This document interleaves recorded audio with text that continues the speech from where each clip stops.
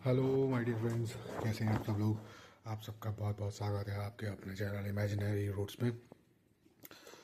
Today आज हम बात करेंगे अपने 14 भुवनों की यात्रा में अपने चौथे लोक का, जिसका नाम है आपके तलातल लोक। तलातल लोक, जैसा कि आप सब जानते ही हैं कि आपके हम जिन 14 भुवनों बात कर रहे हैं, अभी हमारी बात चर्चा जो चल रही है वो चल रही है हमारे 4 अधर्वलोकों की। आज चौथा अधर्वलोक के बारे में बात कर रहे हैं। ये अधर्वलोक की बात चल रही है और उसमें ये चौथा लोक है जिसका नाम है आपके तलातल लोक, और जिसके राजा हैं आपके मई दानव। मई दानव राजा के बारे में बताने से पहले मैं आपको बता देता हूँ कि ये इससे पहले पूर्व में जो 3 लोग हो चुके हैं, अतल वितल और सुतल, उसके बारे में पहले भी मैं इमेजिनरी रूट्स के माध्यम से पहले वीडियो बना चुका हूँ। आप चाहें तो पीछे प्रीवियस इसके पूर्व के इसके पार्ट्स जो बने हुए हैं उनमें जाकर आप देख सकते हैं। चलिए अब बात को आगे बढ़ाते हैं। तो जब हमारी बात होती है तलातल लोक के बारे में, पहले जैसे मैंने आपको बताया कि ये चौथा लोक है पाताल जाते वक्त में। तो उस वक्त ये चौथे लेवल में जो आपके है, इसको कार्दशव स्केल साइकिल में दूसरे नंबर पर रखा जाता है। लेकिन मेरे हिसाब से शायद हो सकता है यहाँ पर कहीं पर मिस्टेक भी हो, क्योंकि अगर देखा जाए ये मई दानव जो यहाँ के राजा हैं, तो इनकी पावर्स के बारे में अगर बात करी जाए तो ये तो अनलिमिटेड है। मतलब ये तो कुछ उस लेवल पे काम करते हैं जिस लेवल पे देवता सोच भी नहीं सकते। ये आपके जैसे आर्किटेक्चर, जैसे हमारे वहाँ विश्वकर्मा की पूजा होती है तो हम विश्वकर्मा भगवान की पूजा करते हैं, वैसे ही इनकी भी पूजा हो जाती है ऑटोमेटिकली, क्योंकि ये भी आपके विश्वकर्मा भगवान के जैसे ही हैं। बट ये आपके देवताओं के लिए नहीं, या असुरों के लिए निर्माण करते हैं। हालांकि जो भी हैं वो शिल्पकार हैं, जो भी हैं उनकी विद्या का विद्वान सर्वत्र पूज्यते वाली बात है। तो वो विद्वान हैं और उनकी टेक्नोलॉजीज़ के बारे में जहाँ तक हमने सुना है तो उसकी बराबरी तो अच्छे अच्छे लोग नहीं कर पाते हैं। जितने भी आपने आजकल 3 आई और इससे भी रिलेटेड, उससे पहले और उसके बाद, और पुराणों में भी जितने भी आपने विमानों की जो बातें सुनी हैं, इंटरस्टेलर ऑब्जेक्ट्स जितने भी सुने हैं, जितने भी यूएफओस जितने भी आपने सुने हैं, वो सब इनके द्वारा ही बनाए गए हैं, क्योंकि ये भी ऐसी चीज़ों में बहुत आगे हैं। इसके अलावा ये आपके कंस्ट्रक्शंस में भी बहुत आगे हैं। माया सभ्यता, माया दानव की सभ्यता एक अलग लेवल की सभ्यता है। और इनका मैं एक बात और बता दूं, जैसे कि हमारे पास में वास्तु ज्ञान होता है, वास्तु के 18 शास्त्री कहे जाते हैं।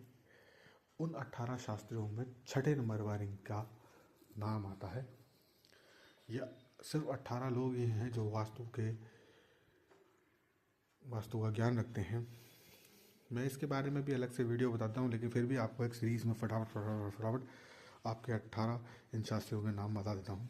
तो इनकी शुरुआत जो होती है वो अत्रि ऋषि जो होती है, तो सुनिए पहले। अत्रि जी, अंगिरा जी, वशिष्ठ जी, ब्रह्मा जी, विश्वकर्मा जी, मैदानव जी, और उसके बाद नग्नजित जी, फिर विशालाक्ष जी, फिर आपके हैं पुरंदर, फिर हैं आपके कुमार, फिर हैं आपके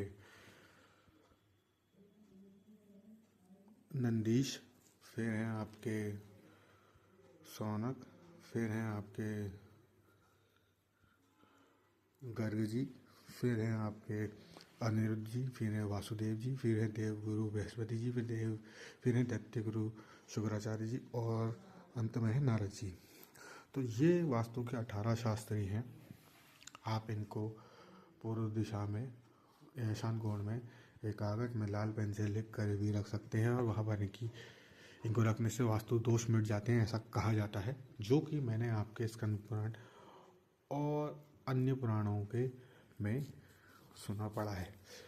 एनीवेज, अब बात करें हम आपके सुतल लोक के। सुतल लोक में जो है, जो एक से एक टेक्नोलॉजी के वेपन्स, एक से एक टेक्नोलॉजी के टॉप क्लास मकान, भवन, जो बिल्कुल मायावी भवन कहा जा सकता है जिन्हें, उस टाइप के बनते हैं।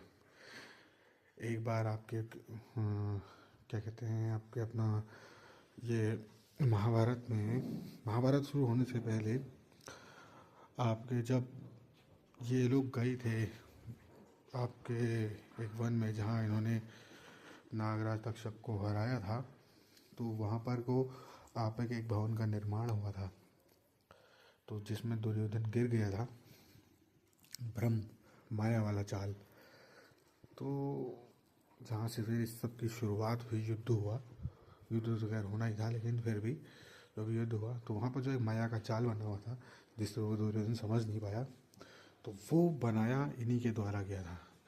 ये एकदम एडवांस लेवल ऑफ सिविलाइजेशन है, पता नहीं क्यों आधे से स्केल में से दिखाया नहीं गया, लेकिन ये मेरे ख्याल से तो ये थर्ड और फोर्थ से भी ऊपर होंगे। और मैं आपको पहले भी बता दूं कि आपके जो नीचे के जो लोग होते हैं वहाँ पर सूर्य अपना प्रकाश तो पहुँचाता नहीं है। ये मैं बार बार इसलिए कह रहा हूँ कि ये सोचिए, ये बिना सूर्य के प्रकाश के, बिना सूर्य की ऊर्जा के ये लोग अपना विकास कर लेते हैं सिर्फ और सिर्फ अपने ज्ञान के भरोसे। ये अपने ज्ञान के भरोसे ज़्यादा रहते हैं, देवताओं के विमुख होते हैं, और अपने ज्ञान के बल पर इन्होंने ऐसी ऐसी चीज़ों का निर्माण कर दिया है जिसका कोई पार ही नहीं है। मतलब मेहनत से इंसान क्या क्या बन जाए। और वाकई में हम कर्म भूमि में हैं तो हमें भी मेहनत जो है वो इन लोगों के जैसे ही करनी चाहिए। जब हम काम करें तो हमें मेहनत ऐसे ही करनी चाहिए। मेहनत करने वाले को हमेशा उसका फल ज़रूर मिलता है। लेकिन आजकल हम सब लोग इतने ज़्यादा वीक कहें या फिर इतनी सारे हमें सुविधाएं मिल गई कि हम लोगों ने सब मेहनत करना छोड़ दिया है। लेकिन इन लोगों से सीखने लायक चीज़ है कि ये बहुत मेहनती होते हैं, इनका बॉडी स्ट्रक्चर काफ़ी स्ट्रांग होता है, बहुत मजबूत होते हैं, और आपके काम करने के मामले में ये हमसे बहुत आगे हैं, टेक्नोलॉजी में भी हमसे बहुत आगे हैं। हाँ, बस इनका चेतना का मतलब इनका भगवान से जरा ये विमुख होते हैं, यही है। हालांकि मैदानव को भी भगवान शिव का आपके उपासक बताया गया है। और जो रामायण में आपने रावण की जो जो भारियाँ थी मंदोदरी जी, तो वो मंदोदरी जी के जो पिताजी हैं, अगर मैं गलत नहीं हूँ तो शायद वो यही मैदानव हैं। और जैसा मैंने आपको बताया कि अत्यंत प्रभावी मायावी हैं जिनका कोई लेवल मैच नहीं करता, और एक से एक टेक्नोलॉजी के हथियार जो मंत्रों से ही आपके बन जाते हैं, प्रकट हो जाते हैं। ये सिर्फ और सिर्फ मंत्रों की विद्या से ही आप किसी भी चीज़ को प्रकट कर देते हैं। ये इनकी टेक्नोलॉजी है जिसको आज की भाषा में आपके नैनो टेक्नोलॉजी और भी अल्केमिस्ट टेक्नोलॉजी और पता नहीं कौन कौन सी टेक्नोलॉजियाँ बोली जाती हैं, उन सब का मिक्सचर है इनके पास में। ये बहुत ही एडवांस लेवल ऑफ सिविलाइजेशन है, और एक ही रात में पता नहीं कैसे कैसे भवन बना देते हैं। इन्होंने तो आपके त्रिपुरासुर के समय में जो इन्होंने 3 लोग बनाए थे, एक कहा जाता है कि पूरा सोने का बनाया, एक इन्होंने पूरा चांदी का बनाया, और एक इन्होंने पूरा लोहे का बनाया। और जब वो तीनों एक हुए तब भगवान शिव ने उसको त्रिशूल मार के अपना बाण मार के जलाकर भस्म कर दिया, और उसमें से ये बच गए थे मैदानों, और इन्होंने भगवान की आराधना करी और भगवान ने इनको जीवन दान दिया। भक्त बनाए, इनको भक्त हैं भगवान शिव के लिए। खैर ये सब चीज़ें तो खैर बात की रह गई। अभी तो फिलहाल हमारे सुतलोक में, महातल लोक में इतनी सारी चीज़ें हैं जिनके बारे में बताना इन छोटी छोटी वीडियोस के माध्यम से बहुत टफ है। इसीलिए मैं कहता हूँ कि आप मुझसे जुड़ें, मुझे लाइक करें, कमेंट करें, शेयर करें, मुझसे बात करें, मुझे कमेंट करके मुझे बताएं। कहीं पर अगर मैं गलत हूँ तो अपना ज्ञान दें। एक वार्प ड्राइव, एक वार्प जोन मैंने आपको पहले भी बताया है, जैसे कि हम लोगों के बीच में इतने इतने ज़्यादा लोग गुणी ज्ञानी लोग बैठे हुए हैं जो कभी ये शायद मेरा वीडियो देखते होंगे या शायद नहीं भी देखते होंगे। बहुत से लोग आर्ग्यूमेंट्स भी करते हैं, तो आप लोग वो सब करें, वो आगे बढ़ने की ही प्रोसेस है।